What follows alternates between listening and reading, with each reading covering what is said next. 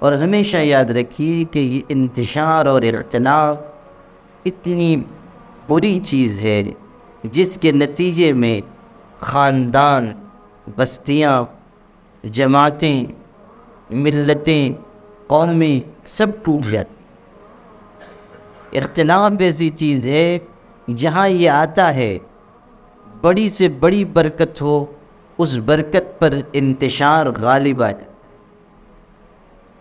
برکتوں کو مٹا دینے والی چیز ہے آپس کا انتشار، آپس کا اختلاف۔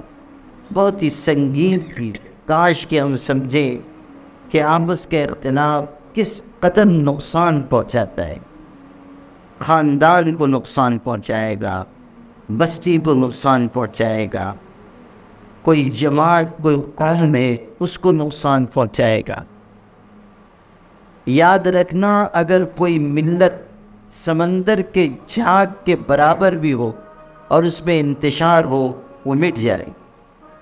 اور اگر کوئی جماعت مٹھی بھر بھی ہو لیکن ان کے اندر اتحاد ہو، اتفاق ہو، دل ملے ہوئے ہوں، تعلق مضبوط ہو، تو اللہ تعالیٰ اس جماعت کو دنیا میں عزت اور اقبال کی بلندیاں عطا فرمائے، عروج نصیب ہوگا، کامیابیاں قدم چومیں گی۔